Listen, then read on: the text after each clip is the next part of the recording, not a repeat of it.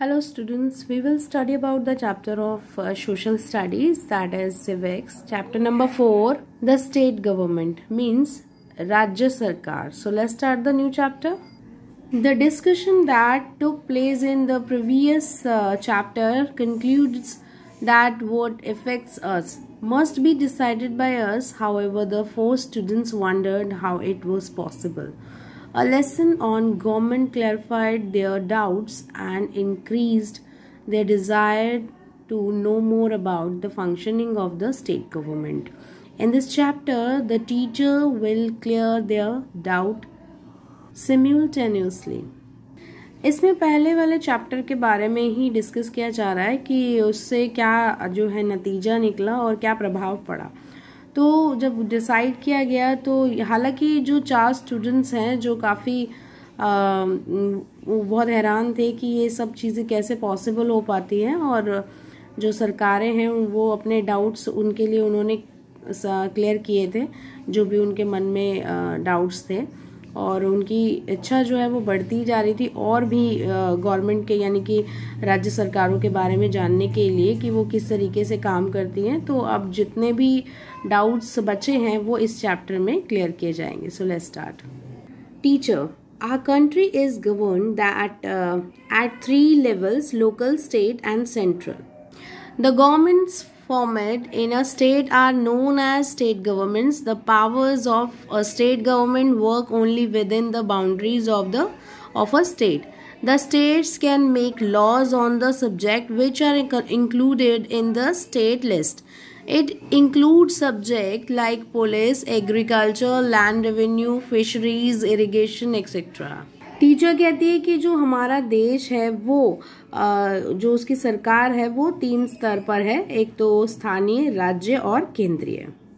हमारी जो सरकारें हैं वो राज्य सरकारों के नाम से जानी जाती हैं और इनकी जो शक्तियां हैं वो राज्य सरकार के स्तर पर काम करती हैं। तो इसमें क्या कुछ बाउंड्रीज हैं, राज्य की कुछ सीमाएं हैं जो निहित की गई हैं, और राज्य सरकारें जो है किसी एक विषय पे, जैसे कि कोई भी विषय होते हैं सब्जेक्ट्स पर, कानून बनाती हैं जिसमें जो है राज्य सरकारों की लिस्ट शामिल होती हैं, जिनमें शामिल हैं ये टॉपिक्स जैसे कि पुलिस, कृषि, ज़मीन यानी कि जो ज़मीनी कर होते हैं, और मछली पालन होता है या फिर खेती होती है, इनसे रिलेटेड वो जो है कानून बनाते हैं इन विषयों पर। The state government makes law for the governance and also satisfies the general needs of the people. The organ that performs these functions is known as the legislature.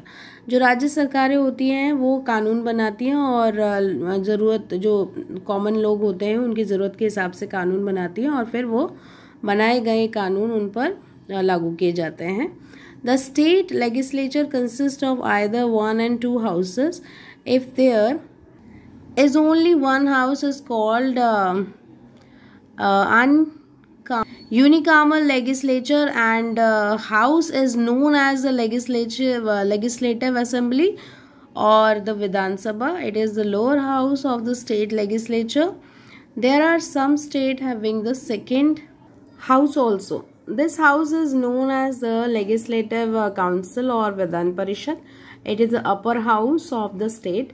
States having 2 houses in the state legislature are called a bicameral legislature. राज्य सरकारें जो होती हैं जिनमें 1 या 2 houses शामिल रहते हैं, और यदि इसमें एक हाउस जो है जिसे यूनिकामल लेजिस्लेचर कहा जाता है, और इस हाउस में जो लेजिस्लेटिव असेंबली होती है जिसे विधानसभा कहा जाता है, और ये जो हाउस होता है वो जो राज्य विधानमंडल होता है उसका होता है। यहाँ पर कुछ ऐसे राज्य हैं जो सेकेंड हाउस हैं, और ये जो हाउसेस हैं वो लेजिस्लेटिव काउंसिल के नाम से जाने जाते हैं, यानी इनको विधान परिषद भी कह सकते हैं। अब ये अपर हाउस होते हैं राज्य के, और ये जो राज्य होते हैं इसमें 2 हाउसेस स्टेट लेजिस्लेचर के होते हैं जिससे बाइकैमरल लेजिस्लेचर कहा जाता है। ध्रुव, who are MLAs? Teacher, the member of the Vidhan Sabha are known as members of the Legislative Assembly, MLAs. The state is divided into many small areas called constituencies at the time of election. Voters of that constituencies elect one person to represent them. The Vidhan Sabha is comprised of directly elected representatives by the people from the constituencies within the states. अब ध्रुव कहता है कि MLA कौन होते हैं और teacher बताती हैं कि एमएलए जो है विधानसभा का एक मेंबर होता है जिसे लेजिस्लेटिव असेंबली का मेंबर जाना जाता है। अब ये राज्य जो है इसे डिवाइड किया जाता है छोटे छोटे क्षेत्रों में इलेक्शंस के समय पर, और जो वोटर्स होते हैं वो इस क्षेत्र में एक पर्सन को चुनते हैं जो कि रिप्रेजेंट करता है, यानी अपना प्रतिनिधित्व देता है। और विधानसभा में ये शामिल होता है लोगों के जो चुने, मतलब शामिल रहता है चुनने के द्वारा, मतलब उसे चुना जाता है लोगों के द्वारा और वो प्रतिनिधि बनता है दो छोटे छोटे क्षेत्रों का, राज्य का। Next Parthiv, who can be elected to the legislative assembly? Teacher, a candidate contested the assembly election of a state should be a citizen of India, a voter in any constituencies of that state, not less than 25 years of age, and in the case of a seat reserved for the scheduled caste or the scheduled tribe, a member of any of those caste or tribes.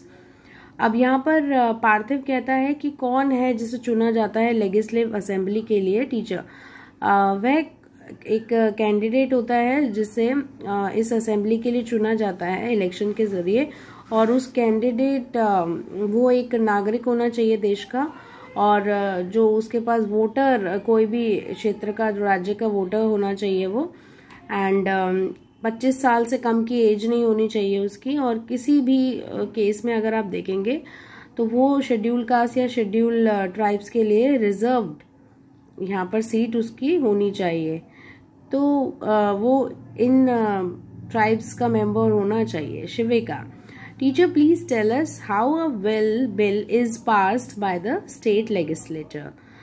Teacher, the process of making and passing law are called legislation. A bill is a proposal of law that can originate in either house of the state assembly. The members of the legislative council and the legislative assembly both are involved in the law making procedure. शिविका कहती है कि teacher please आप बताइए कि जो bill pass किया जाता है स्टेट लेजिस्लेचर में तो वो कैसे किया जाता है? टीचर, जो इसका प्रोसेस होता है कानून बनाने का तो इसको हम लेजिस्लेशन कहते हैं, ठीक है। और ये जो बिल का प्रोसेस होता है ये मूलभूत तरीके से दोनों हाउसेस के बीच में चलता है, राज्य असेंबली के, और इसमें जो मेंबर होता है लेजिस्लेटिव काउंसिल का और लेजिस्लेटिव असेंबली का दोनों ही शामिल रहते हैं। जो ये कानून बनाने की जो प्रक्रिया होती है उसमें दोनों ही हाउसेस के मेंबर्स शामिल रहते हैं। Dhruv, but what are the step followed in the process of making a law? There, teacher कहती है there are two kinds of bill. One is the ordinary bill and the other is money bill. Ordinary bill are introduced in either of the two houses of the state legislature, the Vidhan Sabha or the Vidhan Parishad. They can be introduced either by a minister or any other private member. The passage of a bill involves three state called three readings. The first reading involves the introduction of the bill. The member who introduced the bill explain the reason to introduced it. अब ध्रुव होता है वो कहता है लेकिन इसका जो भी स्टेप है जो फॉलो किए जाते हैं कानून बनाने के वो क्या है? टीचर, यहाँ पर बिल जो है दो तरीके से यहाँ पर प्रेजेंट किया जाता है, एक तो ऑर्डिनरी बिल होता है और एक मनी बिल होता है। तो जो ऑर्डिनरी बिल होता है वो इंट्रोड्यूस किया जाता है दोनों हाउसेस में, स्टेट यानी कि राज्य विधानमंडल में और विधानसभा में और विधान परिषद दोनों में ही किया जाता है। और ये जब बिल इंट्रोड्यूस किया जाता है तो एक मंत्री के द्वारा किया जाता है या फिर कोई प्राइवेट मेंबर भी कर सकता है इसको। और इस पैसेज में जो बिल शामिल रहता है वो 3 स्तर पर शामिल रहता है, 3 स्टेज होती है उसकी, 3 रीडिंग्स होती है। फर्स्ट रीडिंग में वो इंट्रोडक्शन होता है वो शामिल रहता है बिल का, और जो मेंबर होता है वो इंट्रोड्यूस कराता है बिल को, एक्सप्लेन करता है कि किस रीजन से इसे इंट्रोड्यूस करवाया गया है।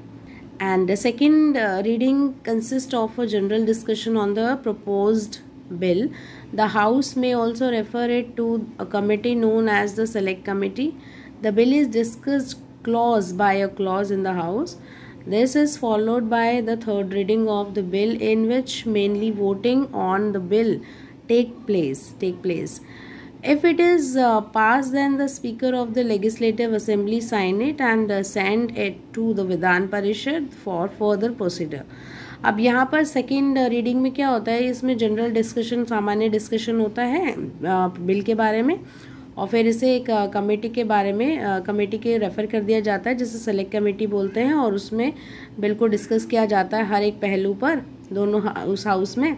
और थर्ड रीडिंग में क्या होता है कि मेनली इस पर वोटिंग होती है, बिल को दूसरी जगह दिखाया जाता है। यदि ये बिल पास कर दिया जाता है तो लेजिस्लेटिव असेंबली का में जो स्पीकर होता है वो इस पर साइन कर देता है और इसे विधान परिषद में जो अगले प्रोसीजर के लिए भेज देता है। The same procedure is followed in the Vidhan Parishad. If the Vidhan Parishad also pass the bill, it is sent to the governor for his assent. The bill become an act. अब ये same process जो है वो चलता है विधान परिषद में। यदि विधान परिषद इस बिल को पास कर देता है तो ये गवर्नर के पास भेजा जाता है और इसे अप्रूव करने के लिए, और उसके बाद ये जो बिल है वो एक एक्ट में बदल जाता है। Parthiv, can there be a situation in which the Legislative Council does not pass the bill? Teacher, yes, in case the bill after being sent to the Legislative Council for this consideration. यानी कि क्या ये जो ऐसी situation भी आ जाती है तो लेजिस्लेटिव काउंसिल जो होती है वो बिल को पास नहीं करती है? उसने कहा टीचर ने यस, हाँ, ऐसा केस में भी ऐसा हो जाता है कई बार। तो लेजिस्लेटिव जो काउंसिल होती है वो इसके लिए उसे मनाना पड़ता है। A period of more than 3 months have lapsed without the bill being passed by it, or the Legislative Council passed the bill with certain amendments to which Legislative Assembly does not agree and pass the bill again. It become obligatory for the Vidhan Parishad to consider the bill within 30 days. अब यहाँ पर जो है थोड़ा समय दिया जाता है, ज़्यादा 3 महीने जो इस बिल को वहाँ छोड़ा जाता है ताकि वो देख लें अच्छे से। लेजिस्लेटिव काउंसिल जो होती है वो इस बिल को पास करती है और कुछ ऐसे कानून होते हैं उसके ज़रिए वो देखती है, और वो अगर सहमत नहीं होती है तो इस बिल को दोबारा पासिंग के लिए भेजा जाता है। फिर इस पर थोड़ा सा विधान परिषद ध्यान देती है और 30 डे के अंदर का समय दिया जाता है। If this duration of 30 days is over or the bill is rejected by the Vidhan Parishad, it is considered as passed by both houses and sent to the governor for his assent, after which is bill become an act. फिर उसके बाद 30 दिन अगर हो जाते हैं तो ये ऑटोमेटिकली विधान परिषद के द्वारा रिजेक्ट कर दिया जाता है। फिर इसे कंसिडर पास कराने के लिए दोनों हाउसेस जो है गवर्नर के पास भेजते हैं। उसके बाद जो है ये जो बिल है वो एक्ट बन जाता है। But the procedure of passing the money bill is different. A money bill can be introduced or originated only in Vidhan Sabha by a minister with the prior consent of the governor. लेकिन जो money bill का procedure होता है वो थोड़ा सा different होता है, और मनी बिल को इंट्रोड्यूस कराया जाता है मूलभूत केवल उसे विधानसभा में किया जाता है इंट्रोड्यूस, और एक मिनिस्टर करता है, और फिर उसके बाद जो है गवर्नर भी इसको कॉन्सेंट करता है। उसके बाद जो मनी बिल होता है वो फर्स्टली जो पास होता है वो विधानसभा में होता है, उसके बाद उसे विधान परिषद में भेजा जाता है। Then Vidhan Parishad must return the bill with in 40 days, और जो विधान परिषद है उसे 14 दिन में जो है भेजती है, वापस करती है। If it's fail to do so within the stipulated time for 14 days, the money bill is said to be passed and sent to the governor for his assent. So now we can even compare the Vidhan Sabha and the Vidhan Parishad. यदि जो विधानसभा है विधान परिषद वो वापस कर देती है 14 दिनों में, यदि वो फेल कर देती है, नहीं भेज पाती 14 दिन के अंदर, तो मनी बिल जो है उसे पास कर दिया जाता है एंड गवर्नर के पास भेज दिया जाता है अप्रूवल के लिए। और इसीलिए इसको कंपेयर करने के लिए विधानसभा और विधान परिषद में दिया जाता है यहाँ तक कि।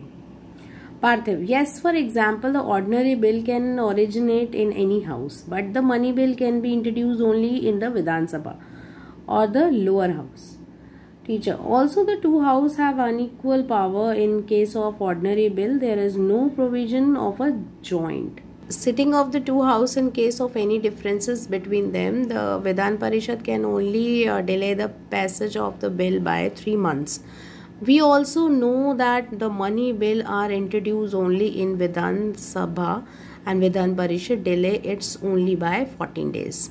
पार्थिव कहता है कि यस, जो उदाहरण के लिए जब ऑर्डिनरी बिल जो मूलभूत तरीके से किसी भी हाउस में दिखाया जाता है, लेकिन मनी बिल जो होता है वो इंट्रोड्यूस करवाया जाता है केवल विधानसभा में या फिर लोअर हाउस में।